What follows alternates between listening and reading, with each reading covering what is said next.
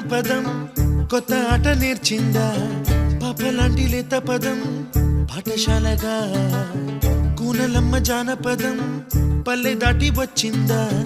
చవళిల జానతనం పాట చూపగా కుంచెలో దాగే చిత్రాలు ఎదురొచ్చేలా